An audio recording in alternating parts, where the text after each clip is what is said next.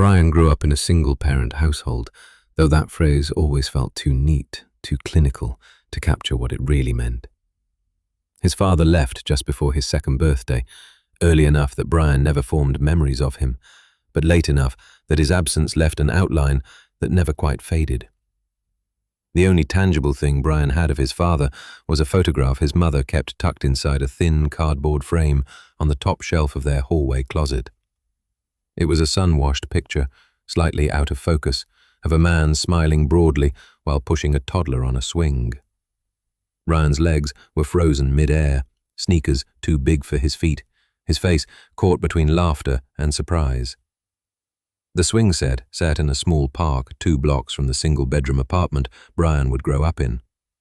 As a child, Brian studied that photograph the way some kids studied maps. He tried to memorize the curve of his father's smile, the casual ease of his posture, as if understanding those details might somehow explain why the man hadn't stayed. His mother never spoke badly of his father. She simply said, "He wasn't ready," and left it at that. His mother worked as a dental assistant halfway across the city. Every weekday morning, no matter the weather, she walked Brian down to the bus stop. He would get on his bus, she would get on hers, and they would wave through the fogged-up glass until the vehicles pulled away in opposite directions. After school, Brian had a couple of hours to kill before his mother got home. Most days, he went straight back to the apartment, dropped his backpack by the door, and sat at the small kitchen table to do his homework.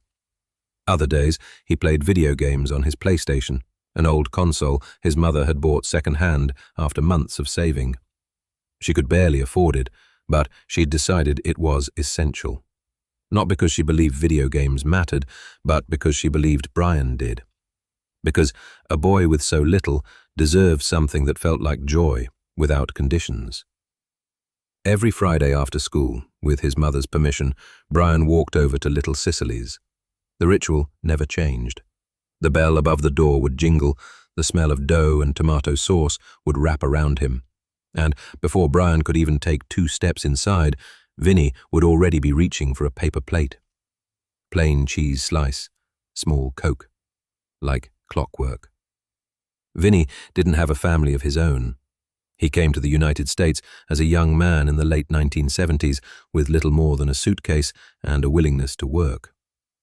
For 2 years, he learned the pizza business from the ground up, working brutal hours for barely above minimum wage. He saved relentlessly, scraping together nearly $5,000, dollar by dollar.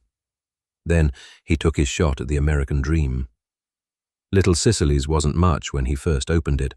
A narrow storefront, a handful of mismatched tables, a register that jammed if you didn't hit the buttons just right. But it was his, and he ran it with a quiet pride that never needed to announce itself. As Brian got older, he began helping Vinny around the shop on weekends. At first, it was small things, folding pizza boxes, wiping tables, carrying plates to customers who smiled at him like he was part of the place. By his early teens, he was running the register, learning the rhythm of the orders, the shorthand of the kitchen. Later came making pizzas in the back, stretching dough, watching the oven, understanding the timing that couldn't be rushed. Sometimes, if Vinny had an errand to run, Brian closed the store by himself, locked the door, counted the till, turned off the lights. The money he saved didn't go far, but it went where it mattered. For his mother's 40th birthday, Brian bought her a navy blue dress and a matching purse. It took him months to afford them.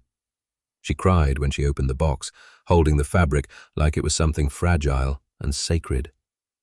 She loved sushi, so Brian took her to the fancy place downtown, the one with the dim lighting and the menu without pictures. It was far more than he could afford, but he paid the bill without hesitation. He loved his mother. That had never been a question. When Brian got his license shortly after turning 17, it was Vinny who lent him the $4,000 he needed to buy his first car. There was no contract, no paperwork, just an understanding.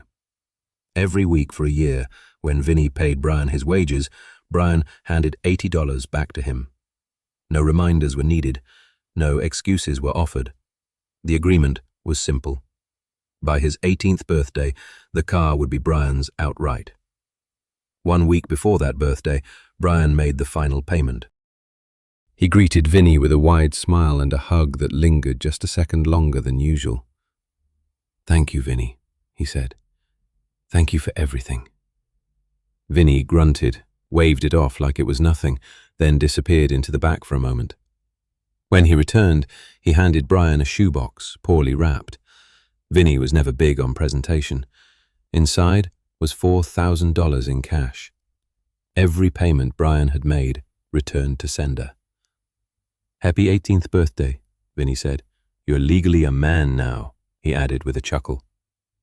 Brian didn't know what to say. He hugged Vinny again, harder this time, his throat tight with something he didn't have a name for yet. Over the years, Brian continued working at Little Sicily's. The bond between the two of them only grew stronger. Vinny wasn't his father, and neither of them ever pretended otherwise, but he was something just as important, a constant, a witness, someone who saw Brian not as a project or a problem, but as a person becoming himself. So when Brian returned to the pizzeria nearly 30 minutes late from his last delivery that night, it didn't take a sixth sense for Vinny to know something was wrong. Brian moved quietly, eyes down, counting out his cash at the register. He didn't offer his usual commentary, didn't crack a joke, didn't ask about tomorrow's schedule. "Sorry I'm late," he muttered. Vinny was mopping near the back wall. He paused, watching Brian for a moment longer than usual. Then he leaned the mop against the wall and walked over, placing a heavy arm around Brian's shoulders. "Is everything okay?"